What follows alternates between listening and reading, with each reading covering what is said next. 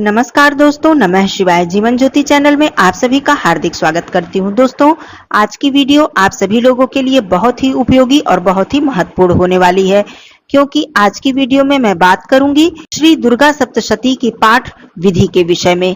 इसका पाठ कैसे किया जाता है, किस तरह से आपको संपूर्ण लाभ प्राप्त हो सके, इसके बारे में संपूर्ण जानकारी आपको मिलने वाली है।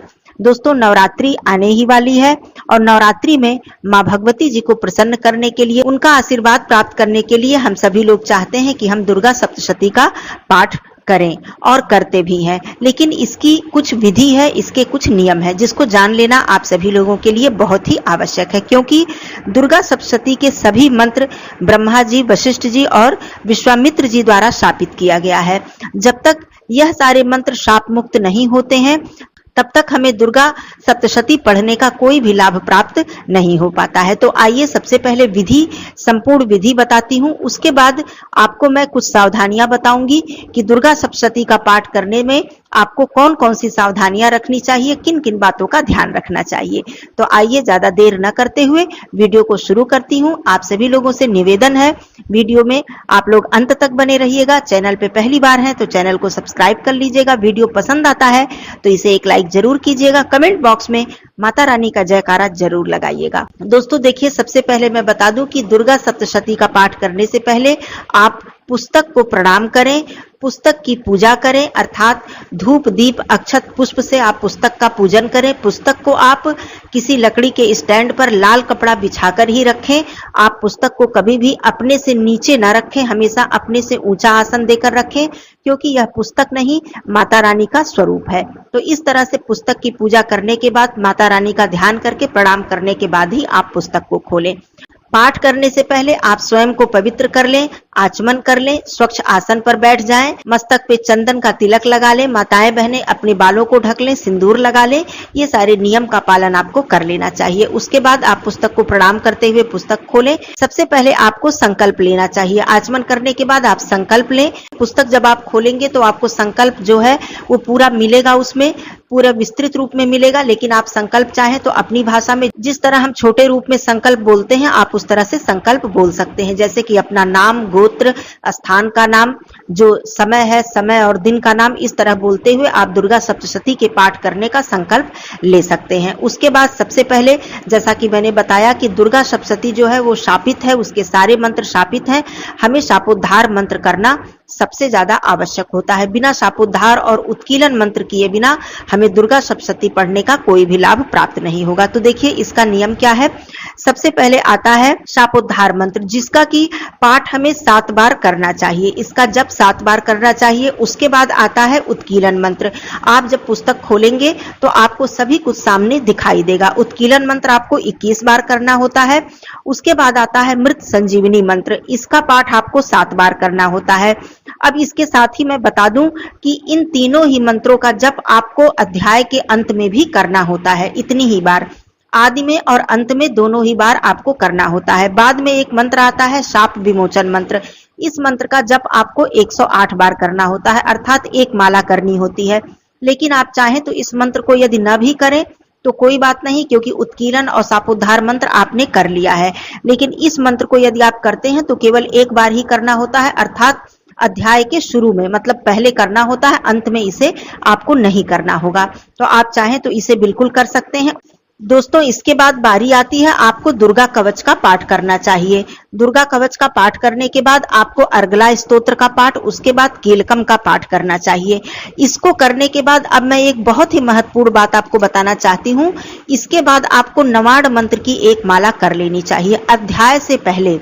नवाड़ मंत्र आपको, ये ध्यान रखिए, अध्याय से पहले करना है। और नवाड़ मंत्र करने के बाद आपको अध्याय शुरू करना है। जैसे कि 13 अध्याय हैं, मैं आगे बताती हूँ कि किस दिन आपको कितने अध्याय करने हैं।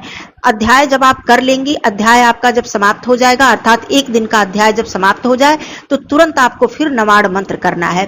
क्यों करना है? क्योंकि नवाड़ मंत्र से जब हम अध्याय को संपुटित कर देते हैं तब इसका हमें लाभ बहुत ही अत्यधिक प्राप्त होता है। तो हमेशा हमें संपुटित अध्याय का पाठ करना चाहिए। हमें नवाड़ मंत्र से इसे पहले और बाद में संपुटित कर देना चाहिए। उसके बाद फिर आप, जैसा कि मैंने बताया, शापोद्धार, उत्कीलन और मृत संजीवनी मंत्र को कर लीजिए। 7 बार शापोद्धार मंत्र, 7 बार मृत संजीवनी मंत्र और 21 बार उत्कीलन मंत्र, इसको कर लीजिए। उसके बाद आपको क्षमा प्रार्थना कर लेनी है। आप चाहें तो क्षमा प्रार्थना से पहले सिद्ध कुंजिका स्तोत्र का पाठ भी कर सकते हैं, लेकिन ये ऐच्छिक है, आप चाहें तो कर सकते हैं, नहीं तो आप उसके बाद क्षमा प्रार्थना कर लें। अब सबसे जरूरी बात मैं बताती हूँ कि किस दिन आपको कितना पाठ करना है, क्योंकि नियम दो तरह के हैं। नियम यह भी है कि आप प्रतिदिन 13 अध्याय का पाठ कर लें, फिर अगले दिन आप फिर से सारी विधि करके 13 अध्याय का पाठ कर लें, लेकिन ऐसा सबके लिए संभव नहीं है। जिसके पास बहुत ज्यादा समय है उसके लिए संभव है, लेकिन सभी लोगों के लिए संभव नहीं है। तो इसका एक नियम दिया गया है कि पहले दिन आपको पहला अध्याय पढ़ना है, दूसरे दिन आपको दूसरा और तीसरा अध्याय पढ़ना है, तीसरे दिन आपको चौथा अध्याय पढ़ना है, चौथे दिन आपको 5वां, 6वां, 7वां, 8वां अध्याय पढ़ना है, 5वें दिन आपको 9वां और 10वां अध्याय पढ़ना है, 6वें दिन आपको 11वां अध्याय, 7वें दिन आपको 12वां और 13वां अध्याय। 7 दिन में दुर्गा सप्तशती का संपूर्ण अध्याय समाप्त हो जाता है। अब बात आती है 2 दिन और बचता है, तो इन 2 दिनों में आप क्या कर सकते हैं? इन 2 दिनों में आप बहुत सारी चीजें पाठ कर सकते हैं। जैसे कि हम दुर्गा सप्तशती का जब पाठ करेंगे तो हमें इतना समय नहीं मिलेगा कि हम बाकी और चीजों को कर सकें जिनके पास कम समय है। तो इन 2 दिनों में आप माता जी के 108 नाम जो कि दुर्गा सप्तशती में दिए हुए हैं, माता जी के 32 नामों की माला जो कि आपको उसी पुस्तक में मिल जाएगी, सिद्ध कुंजिका स्तोत्र जो कि पूरे दुर्गा सप्तशती का सार है, कुंजी है, इसको आप पढ़ सकते हैं। देवी अथर्व शीर्ष का आप पाठ कर सकते हैं, माता जी के सिद्ध मंत्रों का आप जप कर सकते हैं, नमाड़ मंत्र का जप कर सकते हैं। तो इन 2 दिनों में आप अधिक से अधिक लाभ, अधिक से अधिक माता रानी का आशीर्वाद प्राप्त कर सकते हैं। तो ये बात हो गई। अब मैं कुछ सावधानियां और कुछ जरूरी बातें आप लोगों को बता दूं। जैसा कि मैंने पहले ही बताया कि दुर्गा सप्तशती का पाठ आप तभी शुरू करें जब आपके पास पर्याप्त समय हो, क्योंकि दुर्गा सप्तशती का जो पाठ होता है ये बहुत ही मधुर स्वर में, बहुत ही स्पष्ट स्वर में इसका उच्चारण करना चाहिए। चाहे आप हिंदी में कर रहे हो, चाहे आप संस्कृत में।